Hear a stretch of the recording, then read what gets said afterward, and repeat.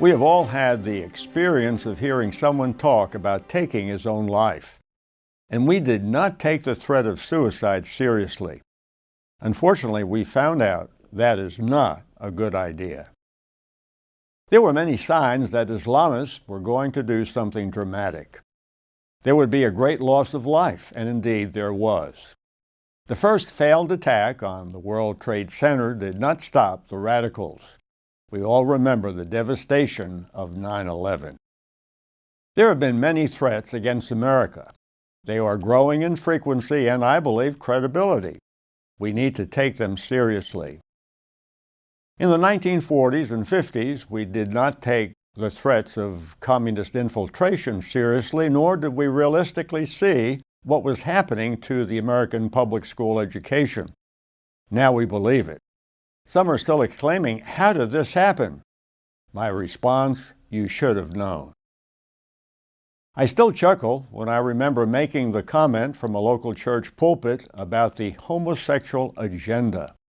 Some people thought there was no such thing. Some people even vilified me and thought I was out of my mind. But there was and there is a homosexual agenda. I had been reading the book by Marshall Kirk and Hunter Madsen titled After the Ball, How America Will Conquer Its Fear and Hatred of Gays in the 90s. This is like a manual or a handbook. The gays are doing exactly what it says. There is a homosexual agenda. Things are proceeding according to plan. After the Ball is the strategy put forward by Marshall Kirk and Hunter Madsen on how to bring the gay community into the mainstream, how to change the views of the average American regarding homosexuality. And their strategy worked. So let's focus on today. Today is very important. What are the lessons from the past that should be applied to the present hour? Business Insider recently featured a story by Tom Porter titled, "Russia and China are on the brink of a military alliance that could overwhelm the U.S." Close quotes. Porter reminds us that for decades the U.S. has been the world's main military superpower. Quote, "But as 2023 draws to a close, conflicts are flaring across the world and Russia and China are growing increasingly aggressive in their shared ambition to topple the U.S. as the world's biggest superpower." Close quotes. Nuclear weapons have introduced a new level of danger not only to nations but to life as we know it on planet Earth. Fortunately, the doctrine of MAD, mutually assured destruction, kept everyone's finger off the nuclear trigger. Now, however, there is a new factor that must be considered. The heads of state are building bunkers that they believe can protect them in a nuclear attack. Consequently, Russia is rattling its nuclear sabers. We have all seen Russian propaganda videos showing huge intercontinental ballistic missiles in a military parade. Moreover, we've even seen some of these ICBMs launch from movable platforms somewhere in Central Asia. President Putin loves to show off his Sarmat ICBM, the Satan II, as it's called. Putin boasts that it can deploy multiple nuclear warheads and hit targets anywhere on planet Earth. Even Kim Jong-un, labeled Rocket Man by President Trump, is challenging the U.S. with his own ICBM.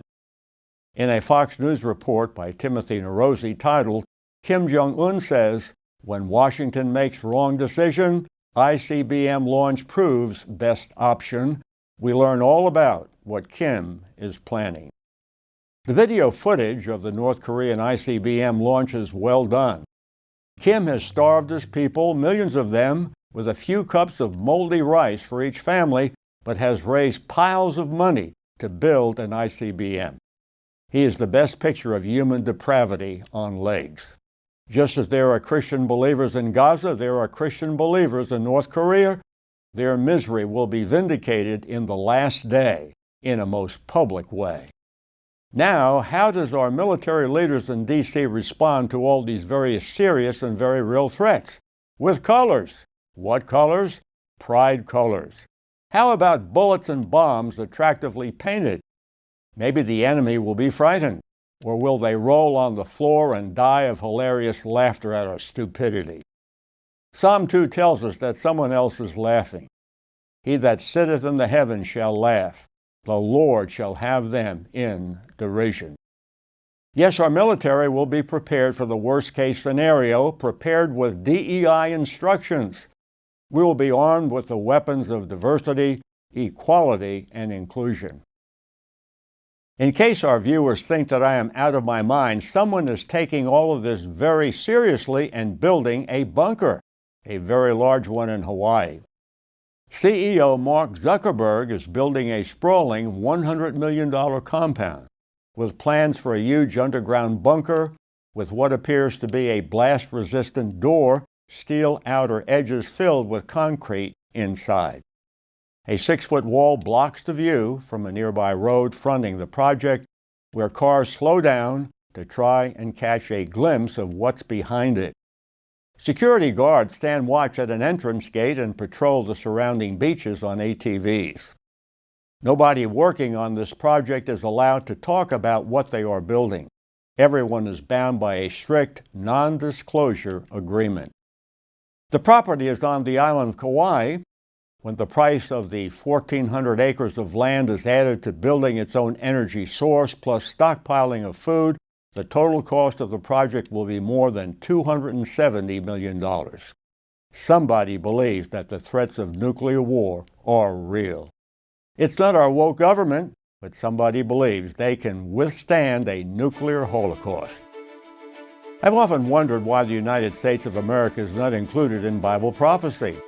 Now, I know there are some who find America in prophecy, but I think their case is weak. Yes, the new year is upon us. Are you ready?